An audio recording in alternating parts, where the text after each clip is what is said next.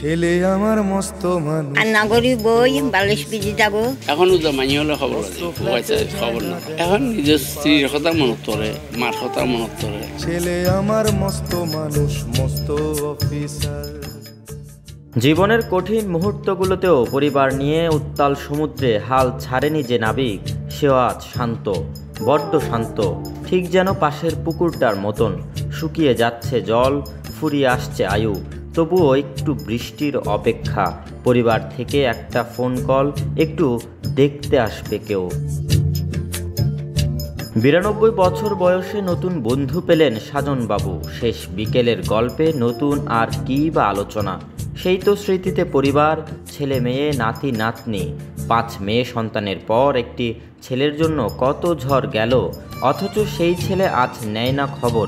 বৃদ্ধ বয়সে মাকে খুব মনে পড়ে সাজনবাবুর। বাড়ানো চলে না, এখন তো শেষ বয়স, এখন তো কিছু করার মতো আর নাই।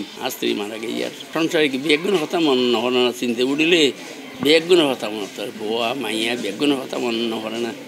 মনে ঠিক 7 জন মাইয়া 1 জন ছেলে, এখনও তো মাইয়া হলে খবর লাগে, বউ আছে খবর না। এখন নিজের স্ত্রীর কথা মনত করে, মার কথা মনত করে।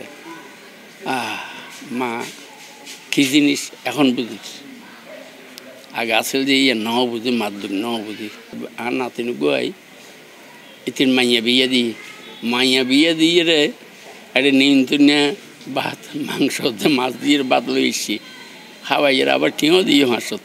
আমার পকেটে তো হাতা দেখি কি লেখন।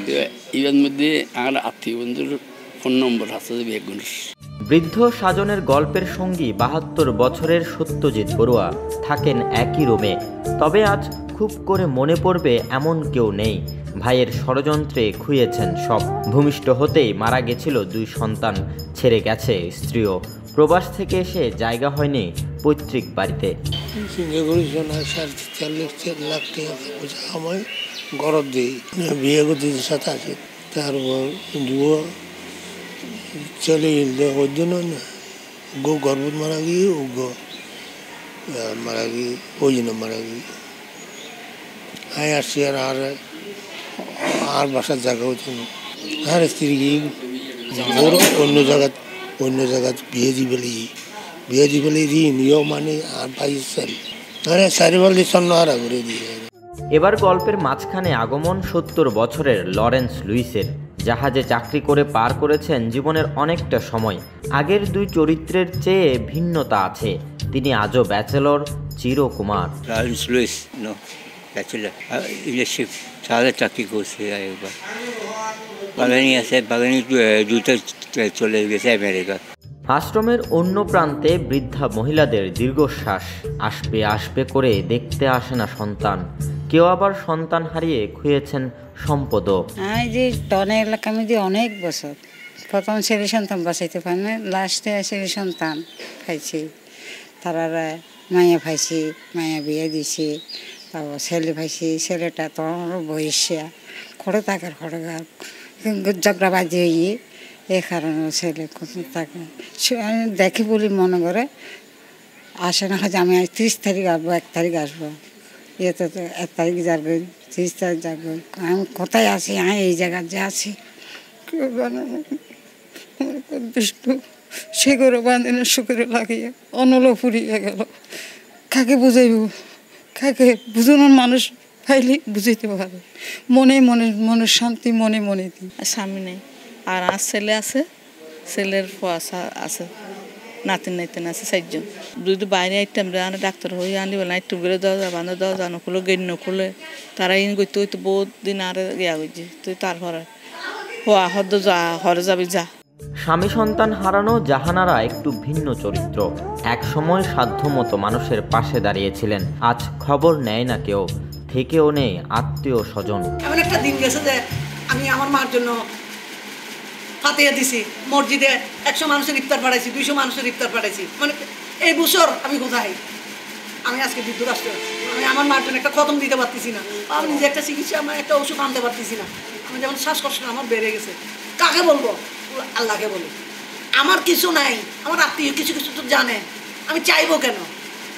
তোমাদের যখন আছে তোমরা এটা বিবেক রাখার দরকার দেয়। মানুষটার কিছু নাই, আগে ঘরে ছেড়ে দাও, তারপর বাইরে ছেড়ে দাও। আমার কিছু নাই জানো, আমাকে হেল্প করো, আমাকে তুলে নাও, আমাকে তুলো না, আমি গরিব দেখে, আমি গরিব দেখে, তো আমার কিছু লাগবে না, আমি কারোর কাছে চাওয়ার নাই, আমার চাওয়া আছে আল্লাহর কাছে, আল্লাহর কাছে চাওয়া আছে। কেন? আল্লাহ সমাধান দিবে, আল্লাহ কষ্ট দিবে। বিয়ে করছি, আমার একটা ছেলে হয়েছিল, আমার ভুল অপারেশন, আমার হাজব্যান্ড ব্রেন স্ট্রোক করছিল, শ্বশুর বাড়িতেও আমি কিছু পাইনি, বাবার বাড়িতেও কিছু নাই, ভাড়া করে চাকরি বাকরি করে সময় কাটাইছি, এই বোনের কাছে, ওই বোনের কাছে, ওই বাইকনের কাছে সবারই দিছি, কিন্তু সবাই আমার টাকা খাইছে, কিন্তু শেষ বেলায় আমার পাশে কেউ নেই। একসময় যারা ছিলেন পরিবারের আলো ভালোবাসার ছায়া, আজ তারা একলা বিকেলে গল্প হয়ে গেছেন বৃদ্ধাশ্রমের কোণে।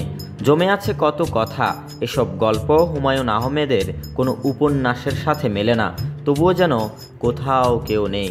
এখানে আমার একটা ভাই আছে, ভাইয়ের নাম আমার 5 বছর চলে, সুতাকি আঁটি আবার মনে করে আপনাদের কথা মনে করে পরে তো বাবা পড়িলে কি করবো, গরিবের তো কিছু নাই। এখানে আছে যে একটা ছেলে আছে, ছেলেটা মারা যাওয়ালে জায়গা সম্পত্তি নেওয়া পাই, স্বামী মারা গেছে, পাই বেটা কাজ করি না পারে, এতদিনও আগে কাজকর্ম করে খায় শহরত, এখন কাজ করি না পারে, এখানে বাধ্য এড়াই হই, খারাপ উড়ে না গর্ষণ তার ফেলাই রেড়ে জেলখানা ভিতরে ঢুকে কেউ নাই বাইয়া বাইয়ে ছোট ভাই একটা আছে, বাইয়ে দিয়ে জানি ছেলে নাই, ছেলে নাই, মেয়ে একটা আসলে বিয়ে দিবা লাগি, ছেলে নাই, অসহায় কেউ নাই, এনে দিয়ে জানিয়ে দি, দেখবে কে দেখবে, রান্না করি বই বালিশ বিজি যাবো, বই থাকি বুগইতে চলে ঘুমন। শহর থেকে প্রায় 18 কিলোমিটার দূরে রাউজানের আমেনা বসর পুনর্বাসন কেন্দ্রের চিত্র এসব। সোমবার চট্টগ্রামের পোর্ট সিটি ইন্টারন্যাশনাল ইউনিভার্সিটির ভলান্টিয়ার্স ফোরামের শেয়ারিং হ্যাপিনেসের অংশ হিসেবে বৃদ্ধাশ্রমে ইফতার আয়োজনে সবাই একটু ভিন্ন আমেজে। ফোরামের সদস্যদের সাথে বেশ গল্পে জমেছে এসব মানুষ। এই আয়োজনের মাধ্যমে শিক্ষার্থীদের মনে মানবতাবোধ জাগ্রত হবে বলে মনে করেন বিশ্ববিদ্যালয়ের শিক্ষকরা। আমি চাই আগামী দিন এই পোর্ট সিটি বিশ্ববিদ্যালয় ভলান্টিয়ার ফোরাম যে কার্যক্রম শুরু করেছে, এর মাধ্যমে সারা দেশে একটা মেসেজ যাক যে আমাদের শিক্ষার যাতে উদ্দেশ্য হয় মানবতাবোধ জাগ্রত, জীবনের পড়ন্ত বেলায় যে মা বাবা আমাদেরকে এত কিছু করেছে, মা বাবাকে আমরা কষ্ট না দিই। আমাদের সন্তানরা যেন মা বাবার সবসময় পাশে থাকে, মা বাবাকে শ্রদ্ধা ভালোবাসা দিয়ে যেন আগলে রাখে, এবং ভবিষ্যতেও যেন সবসময় যে কোনো মা বাবা মানবতার যেখানেই প্রয়োজন হয় সেখানে যেন আমাদের পোর্ট সিটি রেস্টুরেন্টে যেন থাকে। প্রত্যেকটা মা বাবার বৃদ্ধাশ্রম যেন তার সন্তানের ঘর হয়, আলাদা কোনো ঘর যেন বৃদ্ধাশ্রম না হয়, এতটুকু মেসেজ। বিশ্ববিদ্যালয়ে লেখাপড়ার পাশাপাশি সমাজের এ সকল ইতিবাচক কাজ করা উচিত বলে মনে করেন ফোরামের লিডাররা। আমরা হচ্ছে যে বিশ্ববিদ্যালয়ের কাজের পাশাপাশি হচ্ছে যে সমাজেরও এই যে ইতিবাচক কাজগুলো, এগুলো তো একটু সবাই কাজ করা উচিত। যেহেতু আমরা যে আজকে বৃদ্ধাশ্রম আসলাম, এখানে যে বয়স্ক যে বাবা মারা আছে, অনেকে যাদের ফ্যামিলির সাথে থাকে না, আমরা একদিন এসে সময় কাটালাম এখানে, এরকম চাইলে সবাই যদি এসে ওনাদের সাথে একটা দিন সময় কাটিয়ে যায়, ওনাদেরও ভালো লাগবে, আমাদেরও ভালো লাগবে। শেয়ারিং হ্যাপিনেস হচ্ছে আমাদের এই পবিত্র রমজান মাস উপলক্ষে এমন একটা ইভেন্ট যেখানে আমরা বিভিন্ন ধরনের আমাদের ধাপ থাকে, যে এখানে আমরা হচ্ছে এতিমখানায় খাবার ইফতার দেওয়া, পথ শিশুদের ইফতার দেওয়া, ঈদ বস্ত্র প্রদান করা, আরও কিছু ইভেন্ট থাকে।